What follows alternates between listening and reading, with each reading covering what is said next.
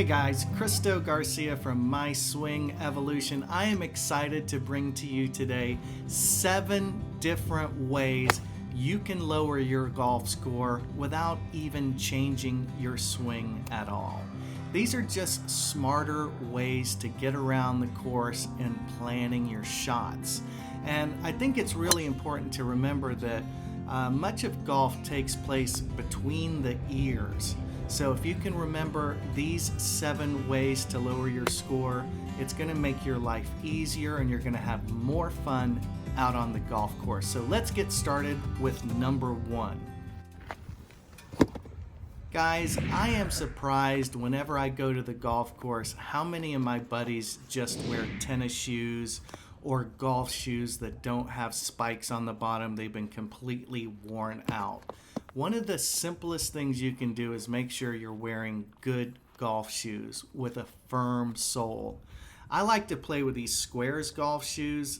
I actually think they help me. The square toe is kind of genius for me, but they have a really solid connection to my ankles and I can work firmly through my feet. Now, if we watch this swing in slow motion, you're going to see that there's all sorts of pressures happening in my feet as I hit a drive, but we want to maintain our balance, and that's absolutely crucial with a good drive.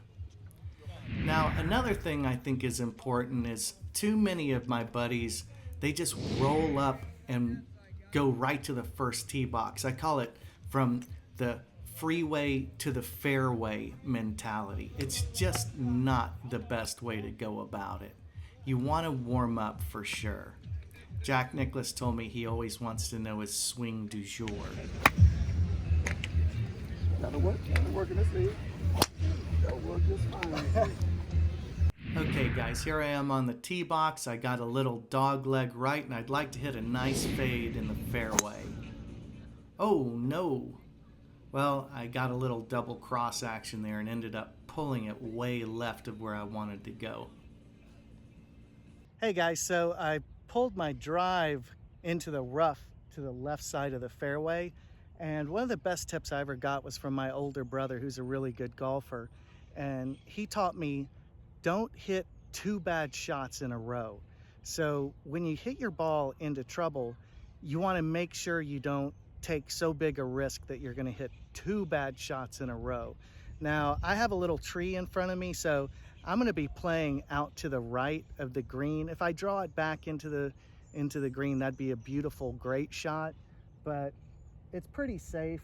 I could go in the bunker on the right, but what I don't want to do is try and do something crazy, heroic, go over that tree.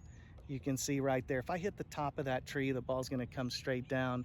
And that's when you start seeing the doubles and the triples and worse show up on your scorecard. So I'm going to play this smart and try not to hit 2 bad shots in a row. Okay, so that was a perfectly reasonable shot. It took the big number out of play. That's what's most important. I was able to chip it up and make a putt from about 6 feet.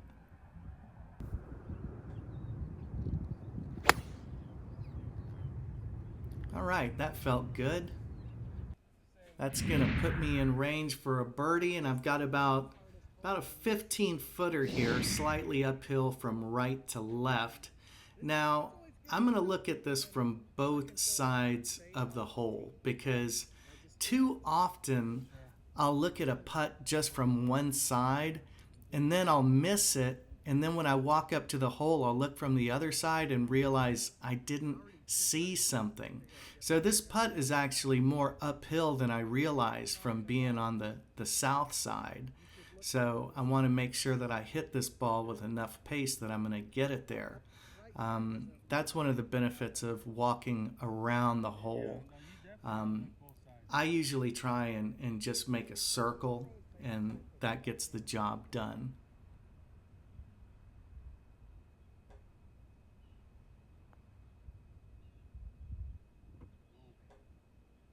Well, I certainly hit it with enough pace. I'm glad that pin was there, but I think I had a pretty good read. And it's always a good idea to putt out your putts, even short ones. It's a good habit to get into. All right, so here I am on a short par 4. Nice little drive will definitely give me a birdie opportunity here. But oh no, I've got something going on here. I've got the ball too far back in my stance. So I'm going to reset. We want to play the ball with a driver in front of us. We want our head behind the ball. This is very important. Otherwise, our angle of attack will be too steep. And nice balance. That felt really good, and that's going to put me in a great position here on this hole. So I almost drove the green there, but I've got a nice little pitch up the hill. This is a pretty big slope, so what I want to do is, of course, I'd like to chip it in, but if I don't, I want to leave it where I can have an easy putt uphill. I don't want to be above the hole with one of these sliders. Oh my gosh. I'd rather have a layup. A layup for me is like inside of 3 feet, straight or slightly right to left. So I expect this ball to check once I hit it up into this hill, and hopefully I'll leave myself an easy putt to convert.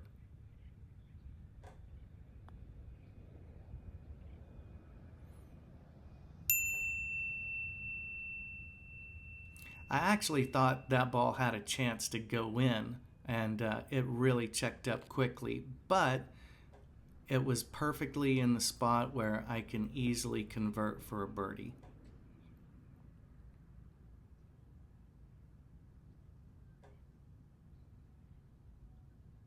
All right, on to the next hole.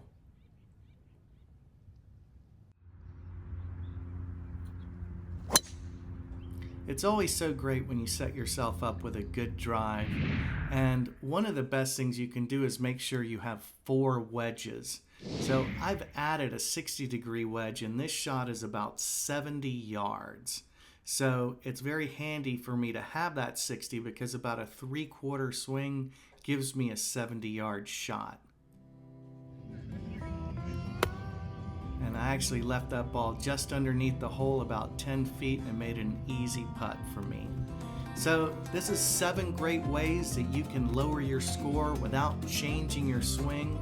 But if you'd like to change your swing, you can always go to myswingevolution.com, where I've got a huge library of first-class premium videos that tell you everything I did to be able to change my swing and go from being an average golfer to one of the best golfers at my club. I hope you check it out, and I hope you hit them long and hit them straight.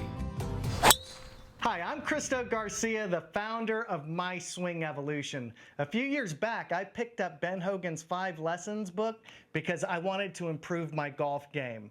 Well, my golfing dreams came true. Today, I'm sponsored by the Ben Hogan Golf Company. I've shot under par many times, and I even had the chance to play Ben Hogan in a Golf Channel special. So in this series, I'm going to take you through the most important lessons that I learned from Ben Hogan's famous book.